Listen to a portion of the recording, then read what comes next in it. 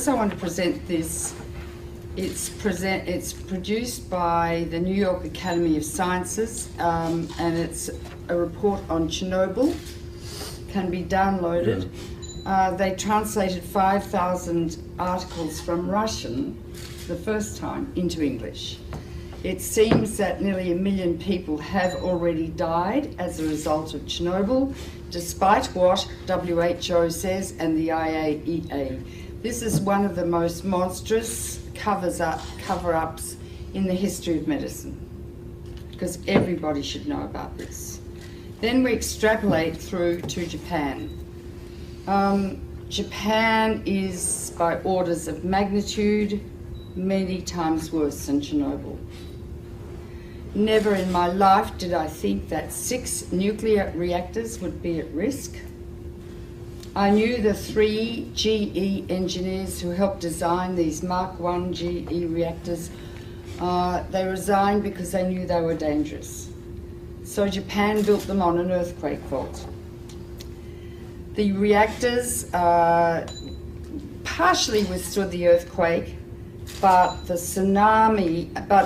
external electricity supply was cut off, and the external electricity supply supplies the cooling water 1 million gallons a minute to each of those 6 reactors. Without the cooling water, the water falls and the rods are so hot they melt, like at 3 Mile Island and at Chernobyl. So the emergency diesel generators, which are as large as a house, got destroyed by the tsunami.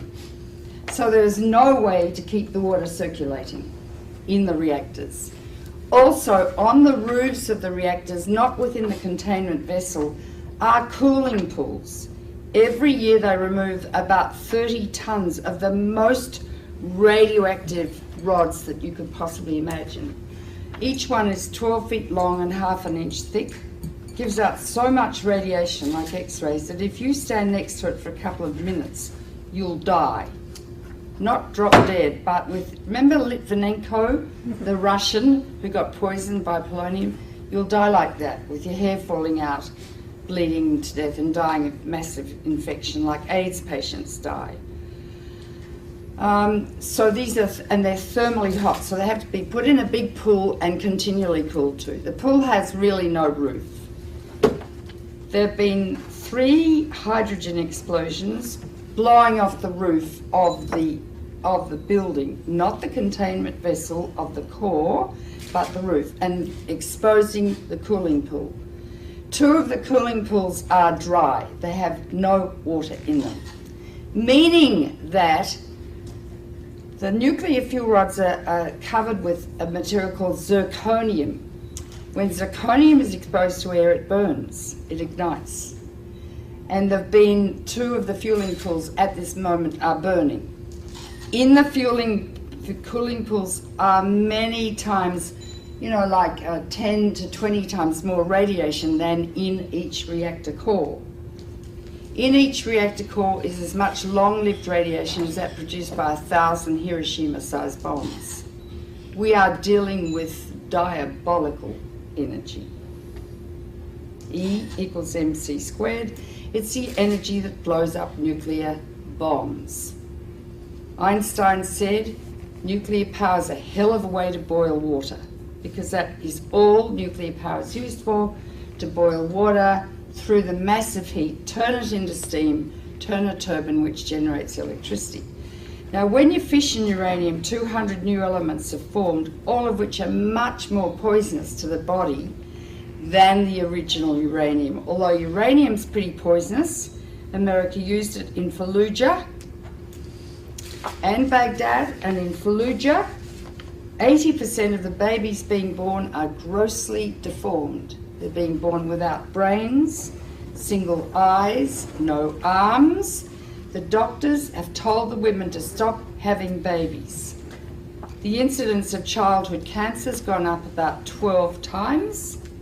This is genocide. It's a nuclear war being conducted in Iraq. But uranium that they're using lasts for more than 4.5 billion years. So we're contaminating the cradle of civilization, the coalition of the willing. In the nuclear power plants, however, is a huge amount of radiation.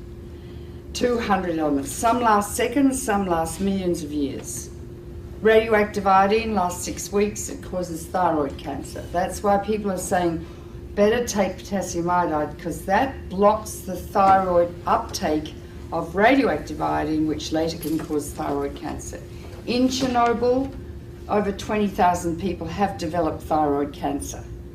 They have to have their thyroids out, and they will die unless they take thyroid replacement every day, like a diabetic has to take insulin. Strontium-90 you will get out. It lasts for 600 years. It goes to the bone where it causes bone cancer or leukemia. Cesium lasts for 600 years. It's all over Europe. 40% of Europe is still radioactive. Turkish food is extremely radioactive. Do not buy Turkish dried apricots. Do not buy Turkish hazelnuts or dried... the Turks were so cross with the Russians, they sent all their radioactive tea over to Russia after Chernobyl. But 40% of Europe is still radioactive. Farms in Britain, their lambs are so full of cesium they can't sell them. Don't eat European food. But that's nothing compared to what's happening now. One of the most deadly is plutonium, named after Pluto, god of the underworld. 1 millionth of a gram, if you inhale it, will give you cancer. Hypothetically, 1 pound, if evenly distributed, could give everyone on Earth cancer. Each reactor has 250 kilos of plutonium in it, kilograms. You only need 2.5 kilograms to make a bomb, because plutonium is what they make bombs with. It's the only country that has a reactor. From your uranium, you are the biggest exporters of uranium in the world, Cameco. Canada sells 2 things. It sells wheat for life and uranium for death. Right? Plutonium is going to get out and spread all over the northern hemisphere, and it's already heading towards North America now. Plus radioactive iodine-129, its half-life is 17 million years, plus strontium, plus cesium, plus tritium, and I could go on and on and on. When it rains, down comes fallout, and it concentrates in food. If it gets into the sea, the algae concentrated hundreds of times, then the crustaceans concentrated hundreds of times, then the little fish, then the big fish, then us. Because we stand on the apex of the food chain. You can't taste these radioactive elements, you can't see them, and you can't smell them. They're silent. When you get them inside your body, you don't suddenly drop dead of cancer.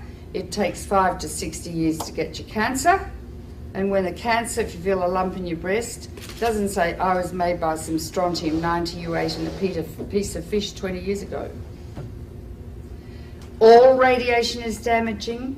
It's cumulative. Each dose you get adds to your risk of getting cancer. With americium, that's more dangerous than plutonium. I mean, I could go on and on. Depends if it rains, if you're going to get it or not. If it rains and the radiation comes down, don't grow food, don't eat the food, and I mean don't eat it for 600 years. The radioactive waste from nuclear power is going to be buried, I hear, just like next to Lake Ontario. It's going to leak, last for millions of years. It's going to get into the water, into the food chains. Radioactive waste will induce epidemics of cancer, leukemia, and genetic disease for the rest of time. This is the greatest public health hazard the world has ever witnessed, apart from the threat every day of nuclear war. Einstein said the splitting of the atom changed everything save man's mode of thinking. Very profound.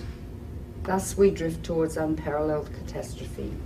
We are arrogant, we have a lot of hubris, and I think the reptilian midbrain of some men's brains is pathological.